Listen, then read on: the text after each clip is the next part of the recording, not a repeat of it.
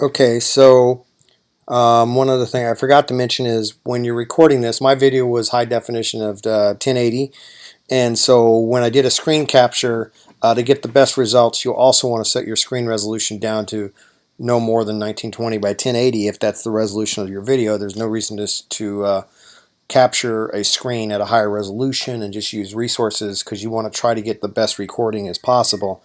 So now what I did is I have the new Retina display on this thing. So I installed this little quick app called RDM. You can just Google it. It's a Retina display menu, and I installed that. It's really handy. And so what I did is I then threw it exactly in the 920 by 10 by 1200. But I'm right now running at 28 by 1600. That's usually what I run in this on my laptop here when I'm editing video. So I've got my video dumped into here, and so like I say, you just pull into your favorite editor. The first recording, it buffered, so I had to start over. So I'll just go to the beginning here, and I'm rewinding.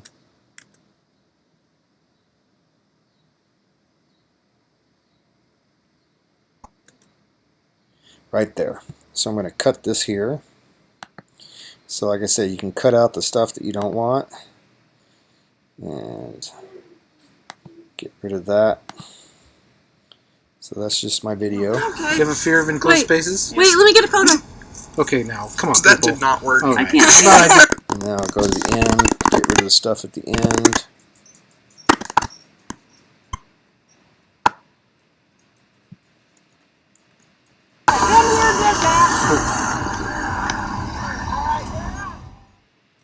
Alright.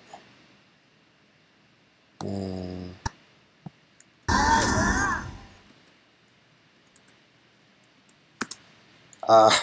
crud. Zoom in here. I can get it right at the complete fade out. Right there. And get rid of this. So like I say, now I've edited out the video. Now the other issue I have is I had originally some captioning with a link that you could skip the fireworks thing we did at the beginning. And so I need to get rid of that. It's right here. And so I'm going to just crop that out. Do you have a fear So of I'll go to here where it goes away.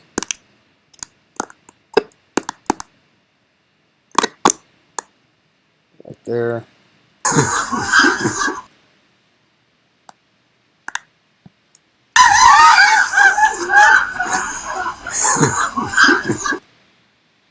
Alright, so I need to be a little more precise on this. Same thing as before. Right there. I'm going to cut it.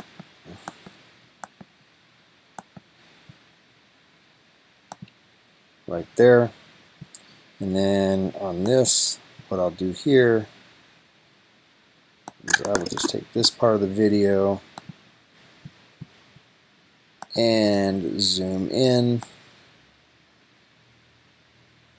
there. And so now it's good enough. It was just us doing fireworks. So Okay. Do you have a fear of enclosed spaces? Wait, let me get a photo. Okay, now, come on, That people. did not work. Okay. I can't. No, I just, so now I have the video restored to that point. The next thing I need to do is go to the culprit that had the Ozzy Osbourne part in here. It's going the wrong way. There. And it was right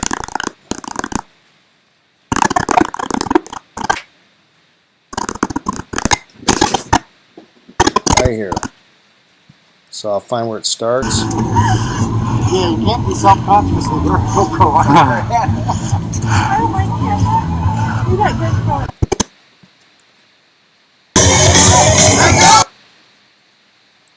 I say, hopefully that isn't enough. I may have to edit that out because they may say, oh, I can't play that much. But it started right about there.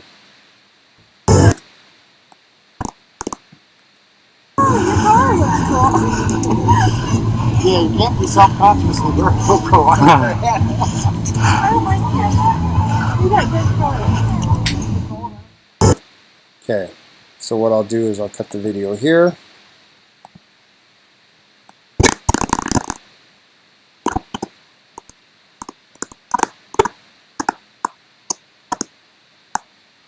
And like I say, hopefully there's not enough Ozzy Osbourne in this that I'll have to cut all this out.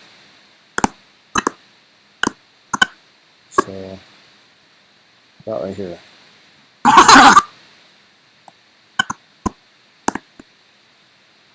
We were talking here. Crud. So I have to get it out of here. Let's see. It really looks cool. Can't really hear it there. We might have been far enough past. That's good.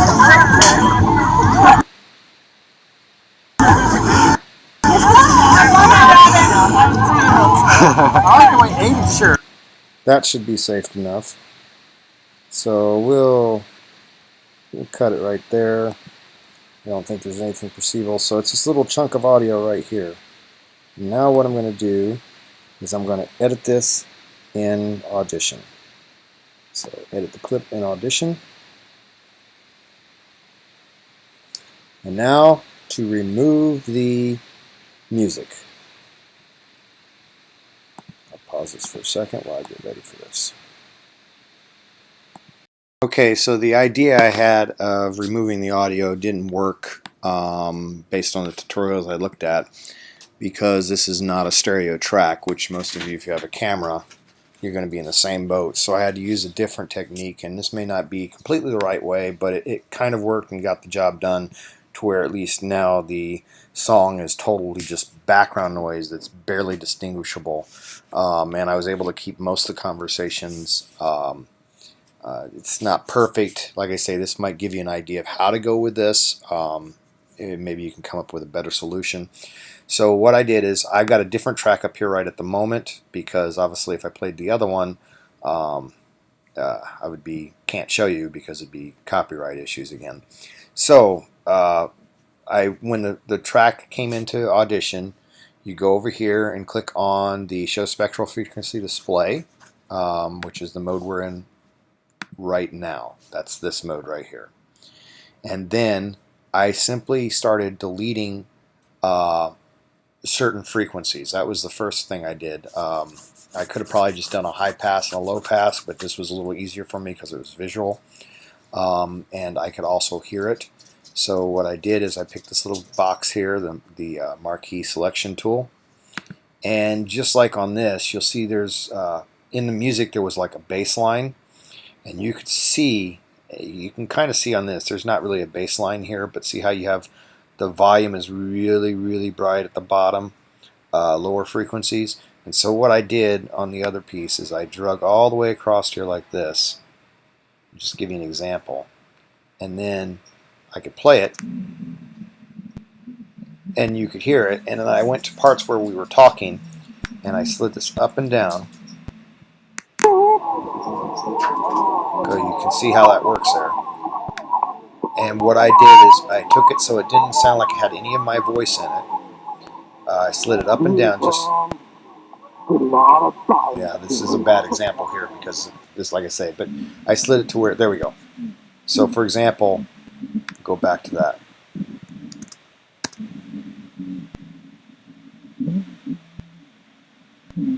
You can't really hear him. All you hear is just a rumbling. And so then, once I had that selected, I right-clicked on it, and I said silence. And that took that out. And so I selected the whole bass line on the entire audio track and took it out. And then I did the same thing for the high end. So we'll play it back, select. And there's not really, you can't really hear music here, but same thing is I started at the top, selected my area, played it, and then I got rid of as much as I could without So if I move it to here, so you don't hear the... Shut up, dog. So if I move it to here, you notice you hear very little of the voice. And so that's what I did with that, is I kept moving it and adjusting it. I found a good cutoff point to where it didn't affect much of the voice. Then I deleted that. So I went here and I said silence. And like I said, I did that on the entire audio track. So that's what I did initially to get rid of most of the frequencies that weren't voice in our conversations. That was the first thing I did.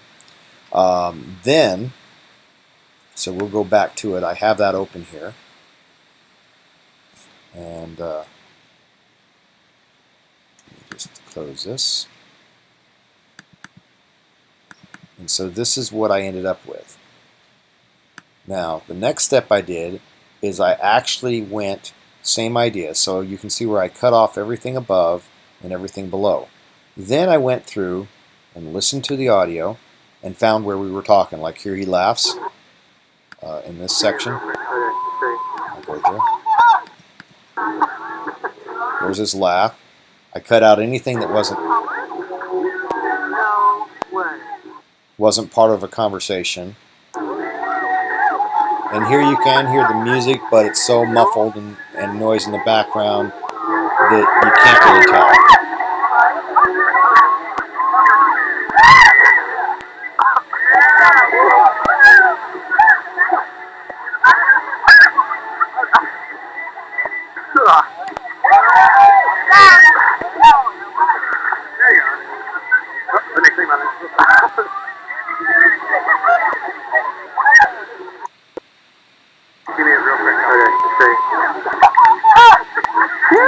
So that's what I did next, is I cut out any parts where there wasn't really conversation, so that the parts where you know there was enough conversation going on, enough noise going on, you couldn't really hear the music. Then so I had these gaps. Well, I needed to do something with these gaps so it kind of sounded like it wasn't just dead space. So what I did is I simply went through and grabbed parts of the track like this. That maybe didn't, well, there was a cough in there, so I didn't want that. I wanted something fairly benign. So like here, there.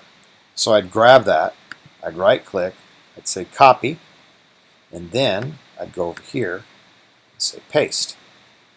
And when I paste, I did mix paste so that it would overlap. I told it to crossfade and overlap.